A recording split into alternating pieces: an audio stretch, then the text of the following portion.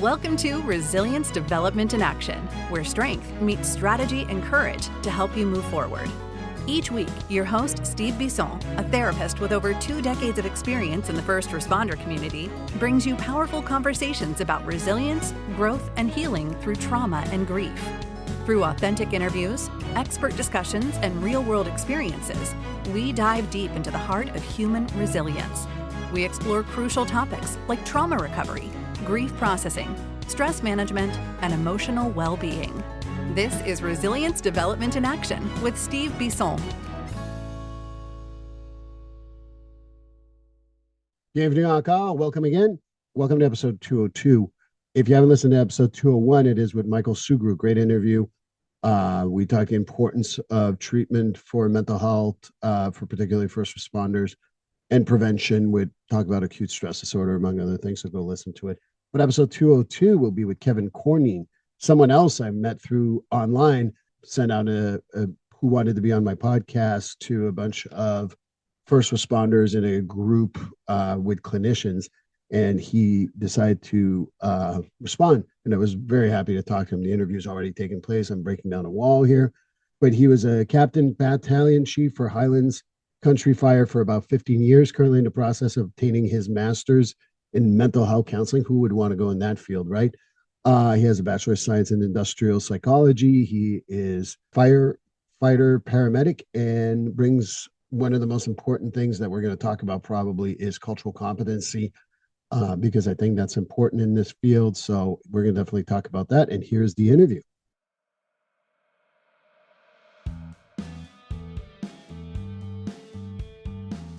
GetFree.ai. Yes, you've heard me talk about it previously in other episodes, but I'm going to talk about it again because GetFree.ai is just a great service. Imagine being able to pay attention to your clients all the time instead of writing notes and making sure that the note's going to sound good and how are you going to write that note and things like that. GetFree.ai liberates you from making sure that you're writing what the client is saying, because it is keeping track of what you're saying and will create, after the end of every session, a progress note. But it goes above and beyond that. Not only does it create a progress note, it also gives you suggestions for goals, gives you even a mental status if you've asked questions around that, as well as being able to write a letter for your client to know what you talked about. So that's the great thing. It saves me time, it saves me a lot of aggravation, and it just speeds up the progress note process so well.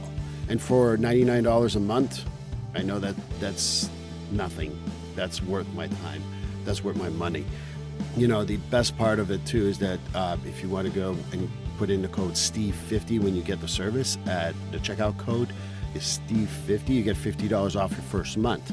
And if you get a whole year, you save a whole 10% for the whole year. So again, Steve50 at checkout for GetFree.ai will give you $50 off for the first month. And like I said, get a full year, get 10% off, get freed from writing notes, get freed from always scribbling while you're talking to a client, and just paying attention to your client so they win out, you win out, everybody wins. And I think that this is the greatest thing. And if you're up to a point where you got to change the treatment plan, well, the goals are generated for you. So GetFree.ai, code Steve50 to save $50 on your first month.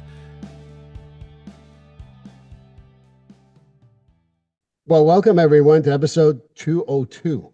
You know, one of the things that I love about my Resilience Development in Action is now I get to meet a lot more first responders from all over the country, people who are very interesting in their work. And Kevin here, Kevin Cornine, like number 9.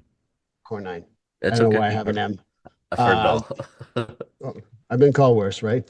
Yeah. He was in a group and reached out to me, and I was very excited to meet him because not only is he a first responder, he wants to become one of us as therapists, which seems strange to me because, you know, we're millionaires, all of us. So I'm wondering why he wants to be a millionaire. But anyway, Kevin, welcome to Resilience Development in Action. Hey, Steve. Thank you for having me. You know, I always want to know more about my guests. We talked before this. I saw your messages I was wondering if you were in the military just because he was early. Not only was he early, he checked on me the night before and he was really organized about everything. But apparently, you're not in the military. But anyway, that's my little tidbit. How about you tell me more about yourself and our audience here? My name is Kevin Cornine. I'm second generation fireman. Right out of high school in 2008. I've known what I wanted to be since I was a kid. I graduated, went into the field.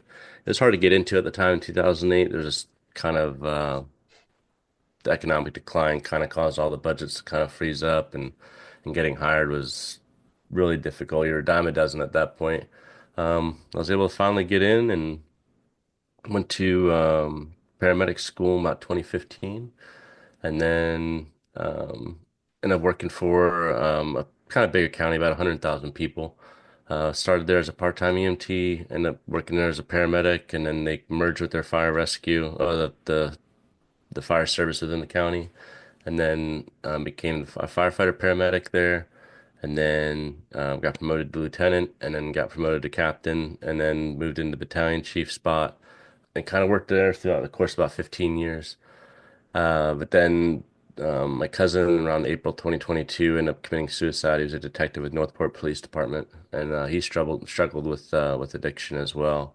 Kind of, I went during that time, a little bit before that, I ended up going to school to get my associates in emergency medical services, and then I ended up getting my bachelor's in industrial and organizational psychology.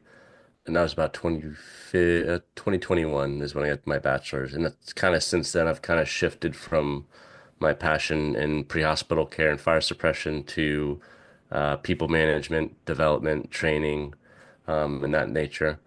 And then after my cousin committed suicide, I'm like, I like this stuff. I kind of like this more. And there's a large gap in cultural competency between first responders and therapists, and it's a population. It's not necessarily a client. It's we all kind of go through it at some point in our career, and if we try to go through the EAP program, we won't talk to a therapist for like a week, maybe 2 weeks, and what can happen, in that period of time. And that's kind of where I'm at now. I have about a year left in my master's program. After this meeting at 9 a.m., I have a meeting at 3 p.m. with a therapist here in town to try to get some supervision established. So when that time comes, I can do my coursework stuff here in town. That was a mouthful. I'm sorry for your cousin, by the way. Very sorry Well, for your thank you. loss. I had read about you had told me about it. It really beckons the question. You were already motivated. You got your bachelor's degree in industrial psych, and then you decided that after this, that really concentrate on mental health of first responders was important. It seems like. Was that something that triggered it? That was this something that you were always thinking that you'd go back and get your counseling degree, or something else? It was a toss up between that and PA. My wife's a nurse practitioner, and I got 4 kids, so like the schedule just didn't becoming too much. There was kind of like that limbo of like, do I do this forever? At the time where I was at, we were mandatoring a bunch of people at the time, and it was just all of a sudden just kind of let let's see what happens happens. I was like my one of my good friends says I was looking for a job when I found this one. It's not always the end. So I was like, well, my wife was starting her medical practice. I'm like, this is a good time to leave, and we'll see what happens. And my cousin did his thing, and it was just like, this is all pointing me somewhere. Might as well not fight it, and we'll see where it goes. And your cousin was a detective, you said. Yes, sir. He's a detective in Northport Police Department. Do you, I mean, you may not know this question. I'm going to ask you anyway. Do you know what type of response they did for the department as well as the families, or if they did anything? Yeah, they were actually really awesome. After he ended up committing suicide in the late at night, and they sent people over from the police department. He worked about 45 minutes away. They sent people over help clean up, provide everything for the family, for my aunt and uncle. They lived about 45 minutes away from me. They were amazing, and then all the support afterwards was incredible. They even reached out to me too. I was able to kind of keep a connection with them. They stayed in constant connection with my aunt and uncle. Then they an amazing funeral service. It was incredible. And then they ended up planting a tree in his name at the police department, as well as several other things. So the support's been incredible. I'm happy that they were supportive of you because, you know, it's a hard loss. I mean, and the one of the things that, has been very emphasized in different interviews I've had is the level of suicide rates among first responders, which is absolutely bigger than most of the population. And they have the means, unfortunately, which is the hardest part. How do we change the culture of keeping silent to getting them to talk? Because that's, and again, like talking to a therapist, I started like doing this stuff in 99, going to talk to a therapist, asking a first responder, come and talk to me, and be like, yeah, right.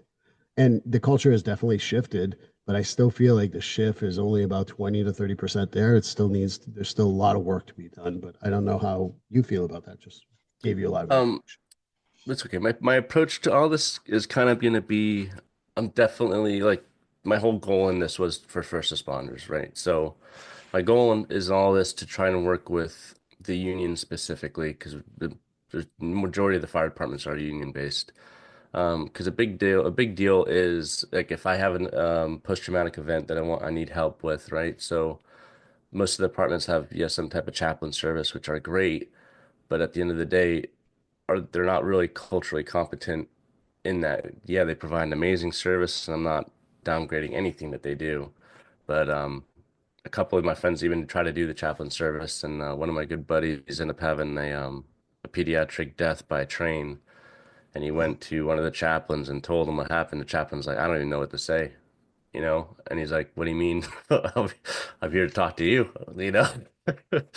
And I think that's kind of where it starts is it's definitely not going to be probably self brought in. It's a therapist if they're interested, probably gonna have to reach out to them and just establish that bridge of communication. Number one, because a lot of them don't have time. Because once they get done here, especially ones with families, and every time I got off work, I didn't have time to do anything. I went right from work trying to get home as fast as possible, take my kids to school. And then I have two little ones. There was no time for me to go to therapy. That's tough. The demands of the job are really hard, and it's an agency that I did work at. One of their common sayings was, "It's not our fault you have kids."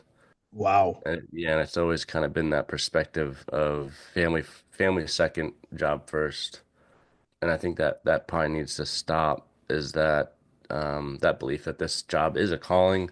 It certainly feels like it, but in the end of the day, it's still a job it's not immune to the constraints, the core values and core kind of involvement with everything. It's still a job. It still affects family. There's work-life balance to be thought of. There's developmental issues. Everything that we experience the same things that Google does. We all turnover, everything. So I think we need to get out of that culture going.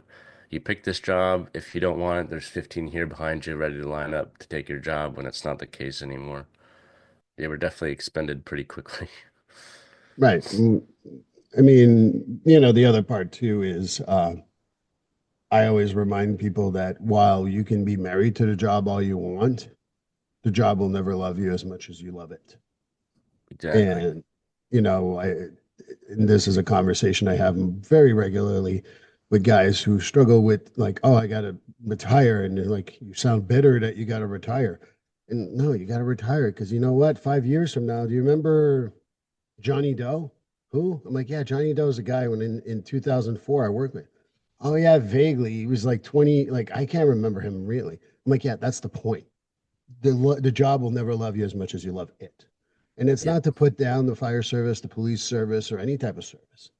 It's saying that it's a job and you can love it. And I respect the love that you can have for first responder work. I certainly love my job as a therapist.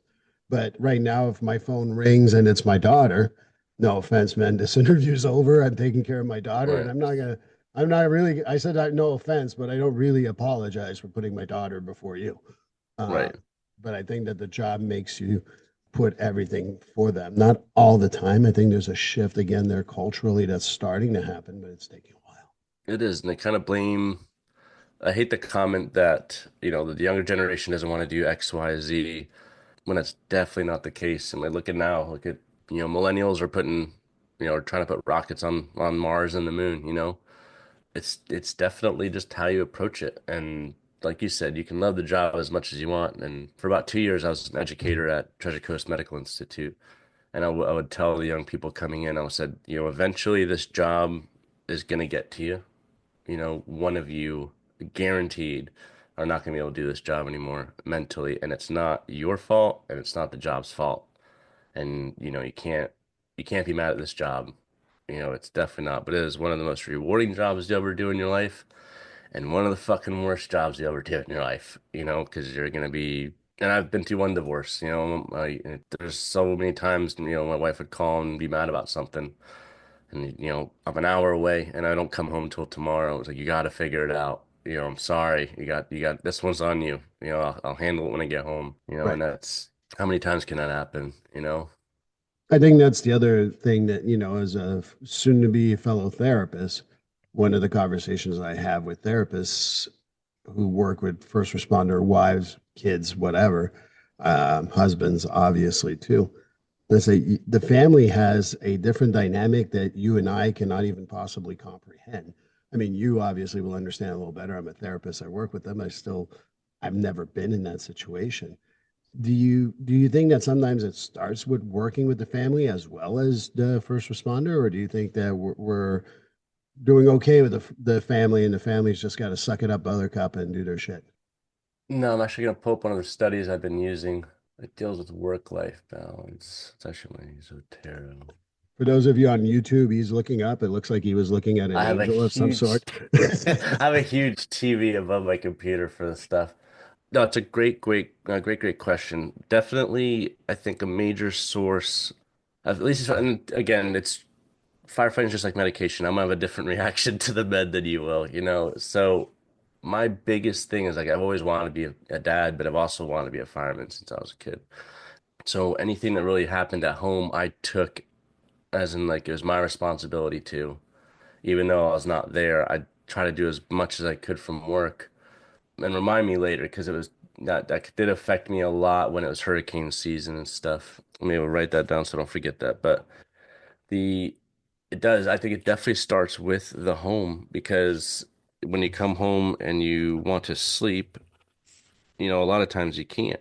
And a big shift is the fire departments are trying to combat the high turnover rate and employee satisfaction. And yes, good on them, definitely. But having people work 48 hours and being off 96 is the same as a 24/48. But now you're expecting to stay at work for 2 days, and you're still getting that problem with sleep recovery and everything else. And that's very impactful because you still need to recuperate your rest, especially if you're in a department that transports too. So then starting with the family, that's kind of where my goal is to approach the family when I do these things, when I try to go to the unions and talk to the firefighters, when I finish my coursework and get to that moment, I do want to focus on the families because it's going to be their main support when they go home. That's their cave of solitude. They want to, they want to rest when they get home.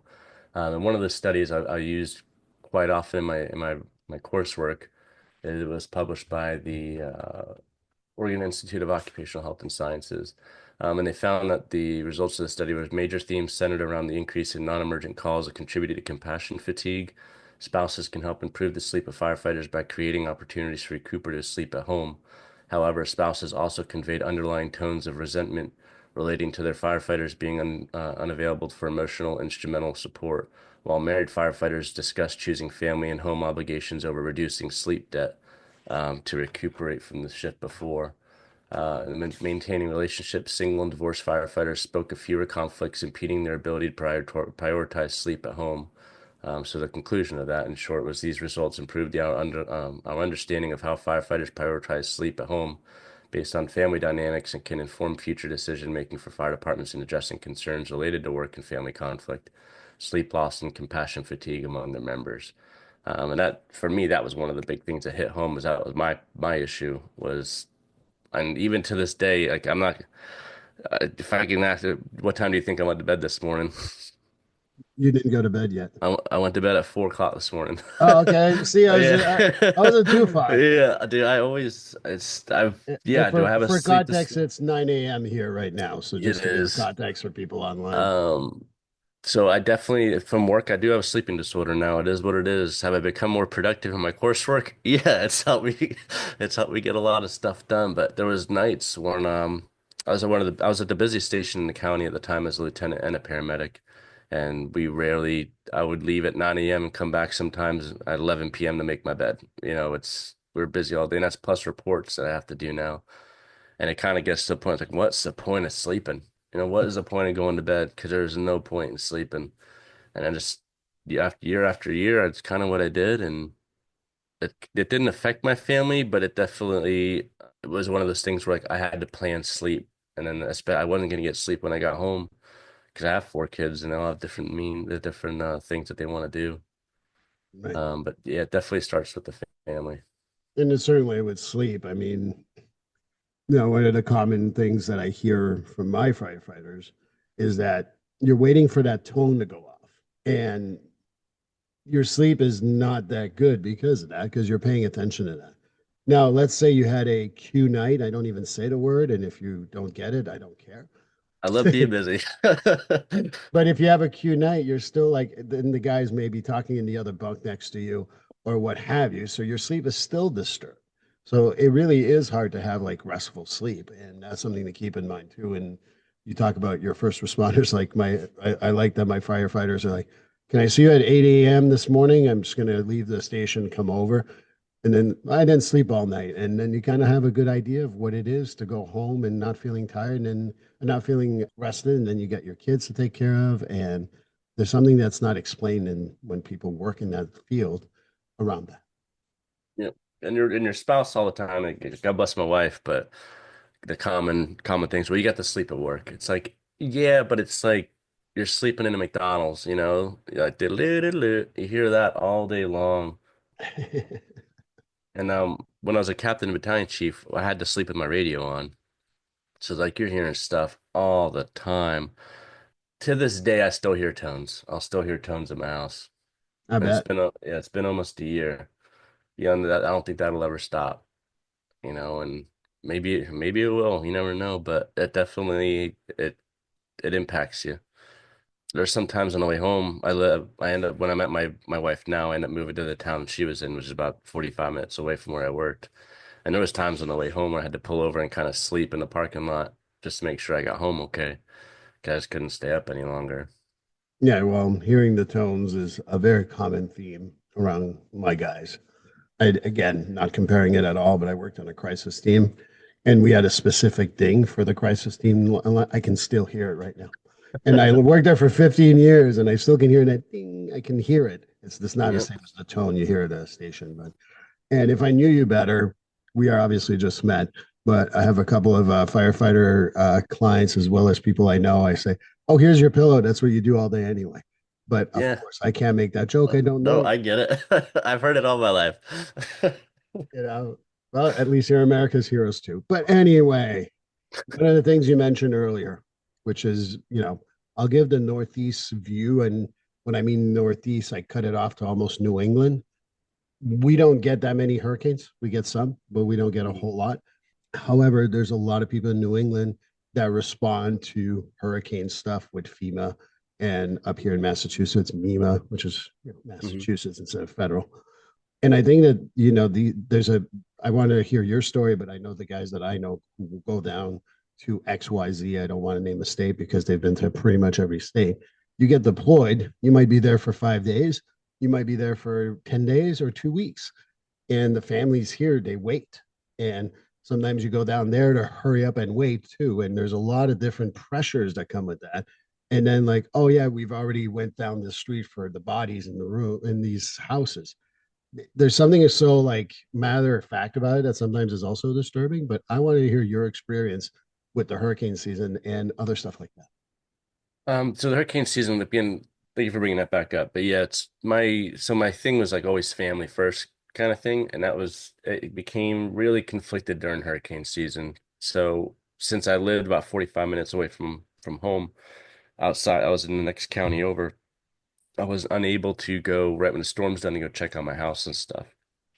And my wife didn't want to leave because her mom's here. So they wanted to, hunker down here. that's one of the things is so like, yeah, a lot of planning goes involved and you're trying when you find out like, you're getting all your weather data stuff from EOC and everything else like that, and you're trying to plan for the organization at the same time too. You're also trying to plan for your house. And a lot of times what stinks is something will happen, something will change where a shift might be on, and then the hurricane's coming, and it might change direction or hit a little sooner. When all of a sudden, you're like, hey, it's gonna hit overnight instead. It's gonna be here a little earlier when shift change happens, so we're gonna have to stay in another instead of bringing another shift in and stuff. God bless my daughter. She's 11 now, but trying to teach her how to start a generator at 8 years old. Trying to explain like, listen, this is you got to do this. And my wife's small too, but I'm like, this is your job. I need you to pay attention how to start this generator. Fuel, air, spark. All right. And she's like, okay.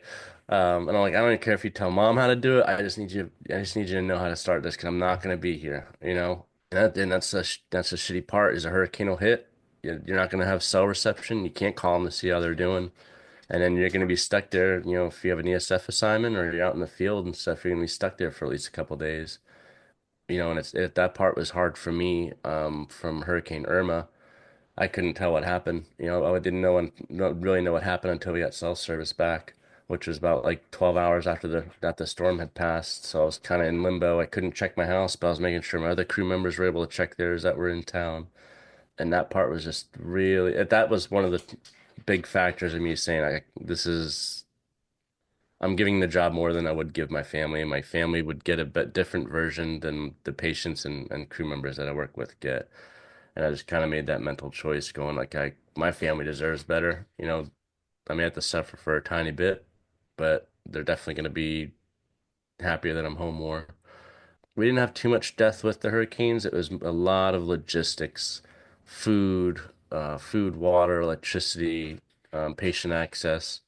One year, I forget the hurricane that came through, one of the rivers had flooded, and we ended up having to get the National Guard to get I forget if there were six spies or not, but there were large trucks that come through the water, wade the water, get the people out of the house because they had immobile patients in wheelchairs and stuff.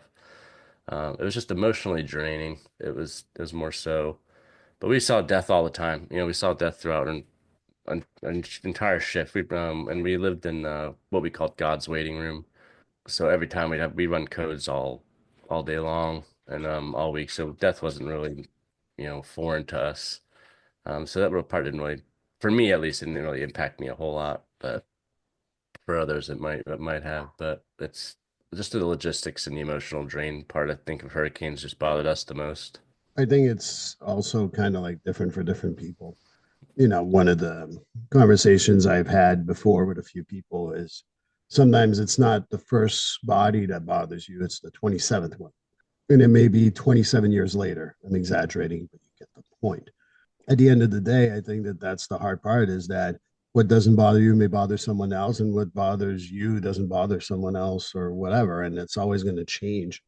And how do we get away from the thought process? Because going to a hurricane, finding a dead body would not bother me. But if there was like large decay because it's been 4, 5, 6 days, there's something about that smell that just get like I've never done it in that particular instance, but I've certainly seen decaying body, and that gets to me a lot more. And it brings up a kind of a funny story, but I had a pay. It was my first shift with my partner at the time, and I had just transported this guy about a month prior, and then we get paged out to the area for an unusual smell at the residence, and got out of the rescue. Looked at my partner. I'm like, we're not going in there. He's like, what? I was like, that guy's dead, and he's like, really? I said, yeah. And we just opened the door and looked, and he had a big Dojo Argentina, I think was a dog breed. It's huge. He ended up beating him to stay alive. It was gross. It Yeah, was that gross. was I pretty was fine, gross. but my partner went in to get something. He comes back out and threw up all over the carport and everything else. I'm like, dude, come on. God, you're embarrassing us. But yeah, I think that, Yeah. yeah, I think it all depends on the person, and obviously, and hurricanes is not just body recovery. Sometimes it's just a maintenance and making sure you survive it. And that's also like you said, the concern about the family, and even concern about your fellow, your someone who works with you, seeing if everything is okay. I know that that's something that one of my one of the hardest calls someone told me about is going to a house where they knew the person and they knew the family, and there was a cardiac arrest of one of the members of the family. I keep it as vague as I can. I do believe in HIPAA, even though it's not really my story. Right.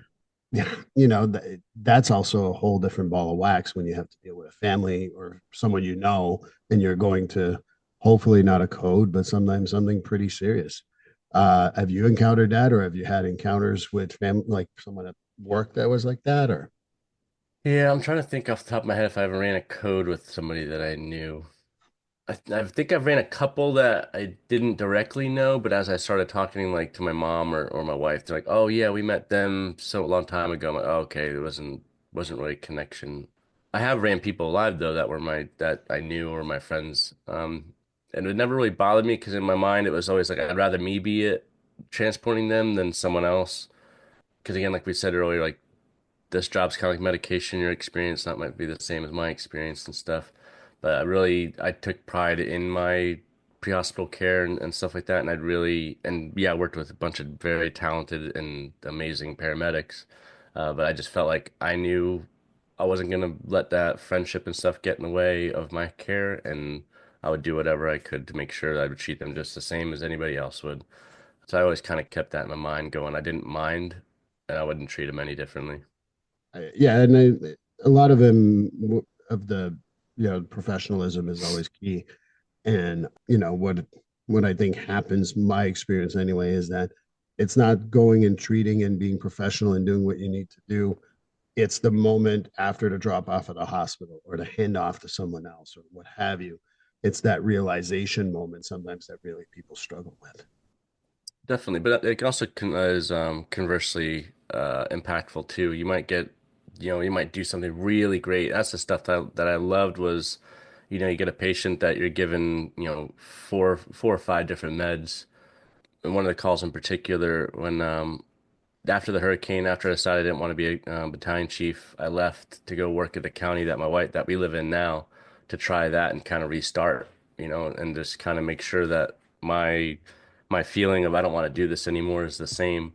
So basically, I started all over again as a probationary paramedic on the ambulance again, and that was 2022.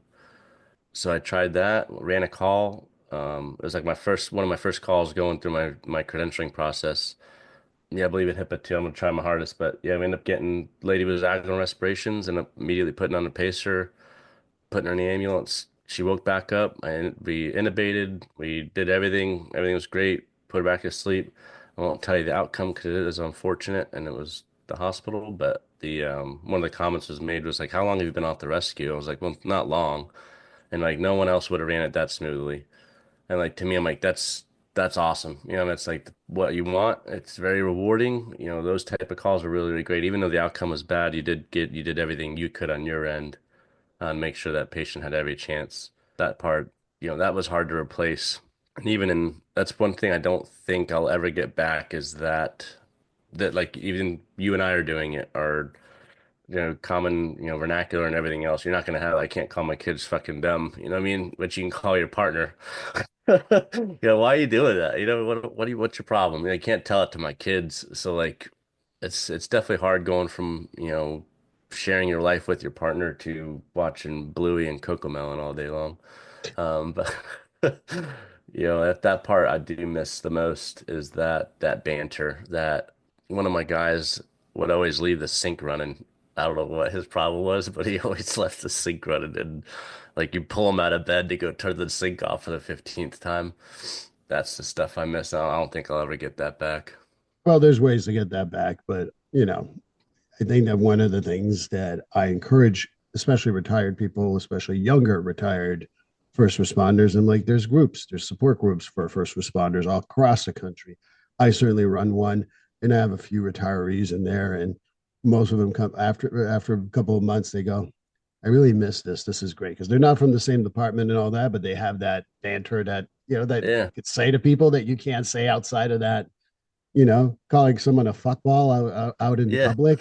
They'd be like, what the hell? You call them that in the group, they all laugh, everyone has a chuckle, and People don't always get that, but that camaraderie is probably what is missed the most once you retire. I mean, you can tell me what you feel, but that's what I feel based on my experience. No, definitely I feel it now. You know what I mean? Like I said earlier, I can't call my kids names. I can't call like yeah, I can criticize them, but they're gonna say like, what does that mean? Yeah, I mean, so it's like, well, fine. I'm not gonna explain it. It's not fun. It's that was tough, but I do keep in contact with several of my friends and stuff that I worked with. Just the other day, one of them ended up having to go to Daytona to pick something up, and he rode with me, and we got to reconnect and stuff. But that part, I'm hoping that if when I do start working with first responders, that'll kind of come back. I'm hoping I get to experience that more.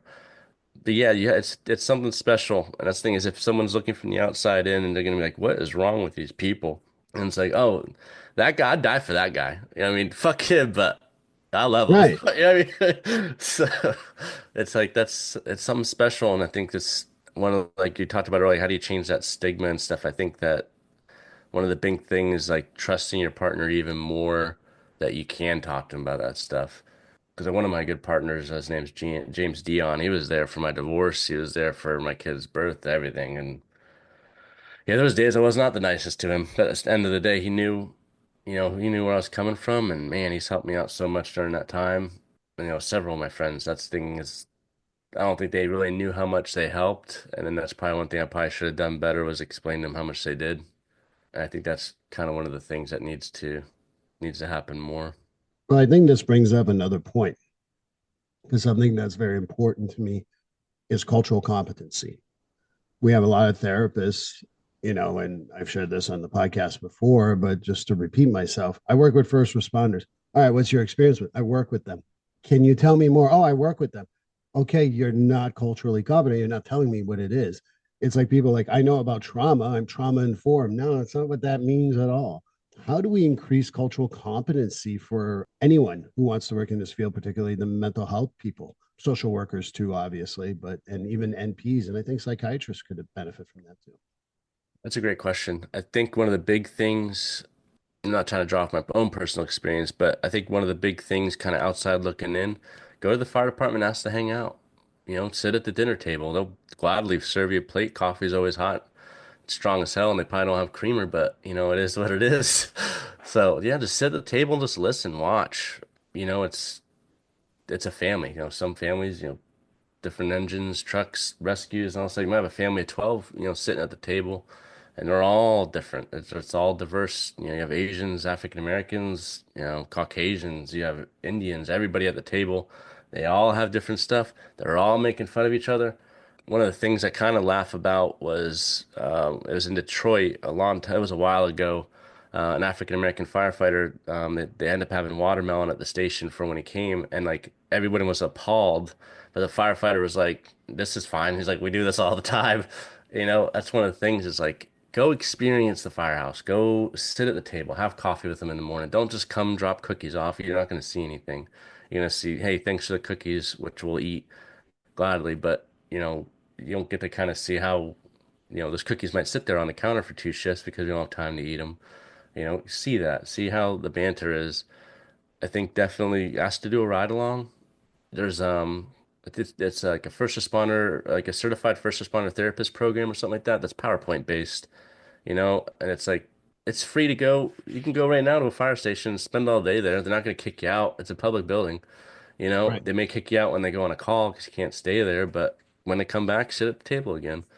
But I think it's a great way to get involved. One of my when I was doing the interviews for one of my classes, I found a first responder therapist over in Port Orange area, and what she would do is go to the academies and do kind of like a mental resilience day at the fire academy and stuff. And I was like, man, that's genius. Go get in there and not necessarily go through the trenches, but expose yourself to what the culture is. You already know you see dead bodies and stuff all the time, but you don't know what it's like coming back to the station and them debriefing about it or like the chaplain service coming in or stuff like that. Ask to be a part of that stuff. They debrief all the time. Be a part of a debrief and see kind of how that is. And it's free. You don't have to pay for anything. You can just go. The reason why I was looking, I wasn't trying to not pay attention to you, You're but okay. that's the program I think you're talking about. I think so. Yep. And Yeah. Yep. part of the training is you have to do ride along. Perfect. Okay. And by the way, my experience, you said it exactly right. I don't know of a firehouse in my area that if I said, "Hey, can I come and hang out?" Maybe it's they do shift change at 7:30 around here. Can I hang around shift change or go to the police department and hit the second shift people and say, "Hey, can I sit in the even in, like you could do a ride along or even just sitting in a dispatch?" To me, is you'll increase your cultural competency by a lot. I learned a lot from my dispatchers. I learned a lot by being at the firehouse, and obviously learned a shit ton by going on the ride-alongs when I worked with police in particular, and going to a fire because that's how we respond in Massachusetts. Everyone responds, and so I go to a fire, end up interacting with the firefighters or the families that have been through their worst day of their lives. And I think that you hear that as a cliche, but when first responders like see is the worst day of someone's life, and you can't describe that to people. You need to live it to understand what that means. Right. Like think about when you lost your dog or you lost your house or you lost something and someone had to respond for you and how desperate you were. That comforting first responder, police, fire, EMTs, dispatch, whoever the case may be, probably either made or break your experience. Yes, and you did hit the nail on the head too. It's like we, at the same time, we're to us that's normal. Like, yeah, someone in your family is laying there lifeless on the couch and stuff, and it's like you are freaking out. But like for us, it's like, all right, yeah, we're gonna do this real quick, and then we're gonna go to the restaurant for breakfast because 10 a.m. or 9 a.m. or whatever. But at the same time too, it's like we're dealing with all that. We're dealing with all your stuff.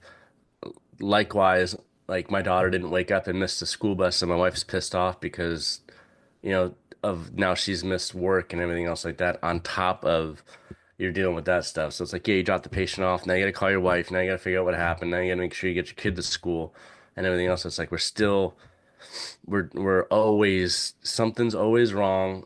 Nothing is never going right.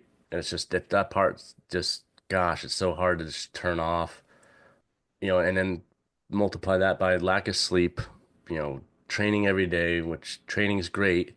But at the same time, too, is you do have to rest. You have to rest your body. You have to rest. Most importantly, and that's the thing I'm learning now, is you have to rest your mind.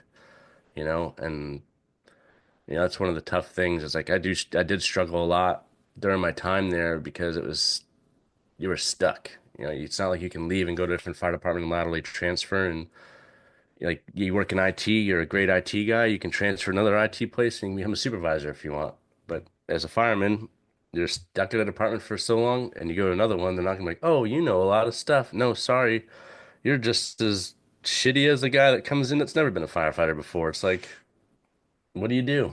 It's you're stuck in that negative loop the entire time because you got to do something else, and that's kind of where education saved me. That's kind of why I made this jump so easily. Because when I was out of the fire department before I got my paramedic, that was just mentally exhausting. And the only way out was to go to paramedic school.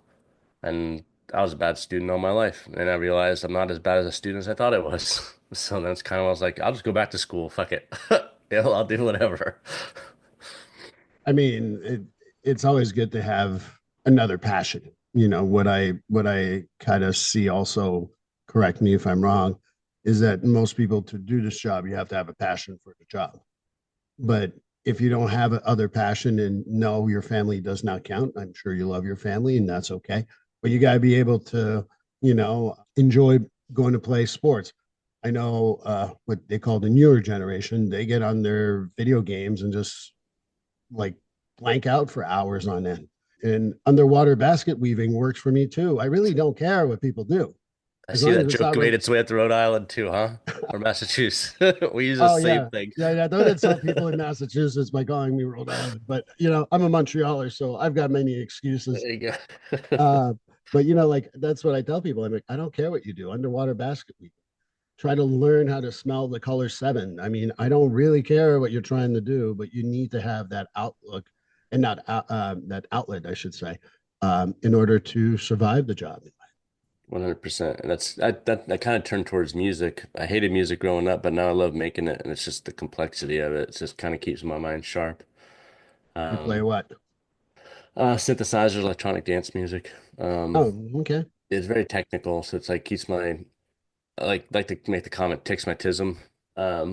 So but that's the thing too, is it brings up like are you one of the big things like I'm interested in, and I don't know if I'm eventually getting my PhD and research it and stuff, but kind of getting into the sensitive topic of like suicides and stuff.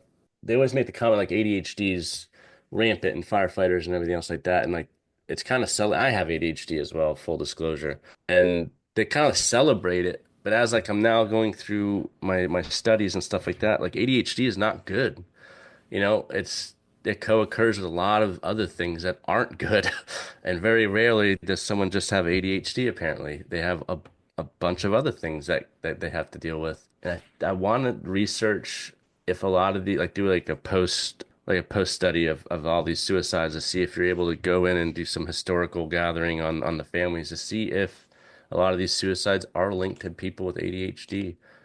That's one of the things I'm like super curious about right now. I was wondering, have you found ADHD to be a common theme amongst suicide thoughts and stuff? Okay. Yeah, because there's something about being either hyper focused or all over the place that suddenly catches up to you. Probably not in the first few years in the service, but eventually. And I've seen many times. I don't want to give a number because people are going to say, "Oh, be careful at that number." Yeah, I get you. Yeah.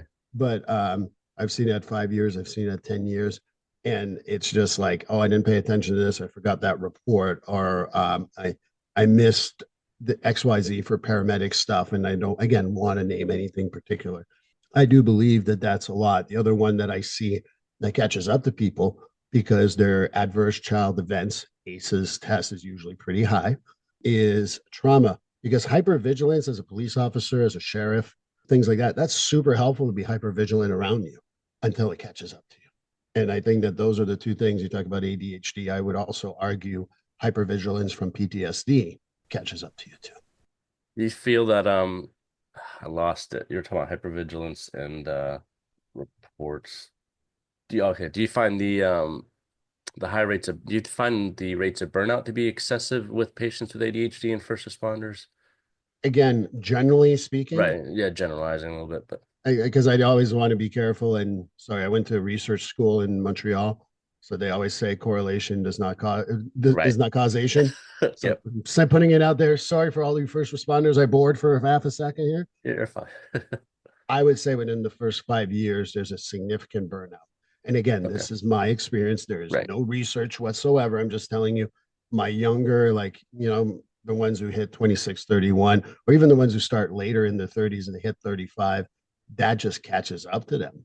And they're like, oh my God, this was helpful at the beginning, but now because of my poor sleep, my other stuff that's going on, it's taking over and I got to find other methods. Um, And again, that's my results vary. And I was going to continue on what you just said. Did you find it worse after COVID? It's a good question because I never thought about it. Off the top of my head, I found that burnout went faster after COVID. But to attach it to a diagnosis, I can't say that I have, nor off the top of my head can. I really feel like what COVID did to the first responder world is everyone got to stay home and say it's wine o'clock and all that horse shit, while first responders were in the community trying to survive this stuff. And I don't want to put therapists in the same boat as first responders, but I had to still do therapy with people, and I was going through a pandemic too. I'm not much of an online guy. I've been doing it for many years, but a lot of my first responders are like, I can't fucking do this online, Steve. Come face to face. So I was one of the weirdos after 3 months, probably June. I was back in my office, sitting there with my clients, and people like, "You're gonna die, you're gonna die," and I'm like, "Well, they are fucking in the community, almost dying. Might as well either join them or show them that I respect them." But I think that with that, I think the burnout went faster. And I think that there was a lot of drop off in 2022 or so. And you talk about suicides being a little higher during those years, but also the dropouts of like, fuck this shit and leaving the job altogether. That's what I was kind of fearing for because I just got promoted to lieutenant around that time. And I felt bad for the guys because like I didn't that's one of the things kind of I'm excited about as a counselor being culturally competent was when COVID came, I was not competent as far, I guess you can say it's cultural competency as well, but I wasn't culturally competent in that because I never worked through a pandemic. I worked through it as a leader, but I've never worked through it as a line unit worker. And that was one of the things that I took kind of personally. It was like, I got this guy running 20, 25 calls a shift and they're all COVID. How do I make sure that person knows like whatever they needed, even if they needed me to drive them home, I would drive them home. Like, what can I do for you? That was one of the things that I struggled with a little bit at the time was I was just making sure that they had everything they needed. Because like I felt just that burden of just calls, no support, policy changes every 2 days, a new policy would come out based off CDC guidelines. And it was just a mess. Because like rightfully, yeah, I understand like no one really knew what was going on. No one really knew how to deal with it. But kind of that first responder, in my eyes, that whole problem with first responders is like it doesn't matter if we don't know what to do anyway. We're just gonna do it. We're gonna figure it out. And it's like that part was just it was rough because it's like it's not fair. Right. Um, and that it's at the burden of the people that boots on the ground. It's at the expense of their mental state, and it's not fair. Well, I think the other part too is never forget the first responders. There's a danger, the general population, the civilians, whatever you want to call them, run away from it. You guys are like, I don't know what's going on in here. Well, let me put on this coat, this oxygen tank, and I'm going to run into it.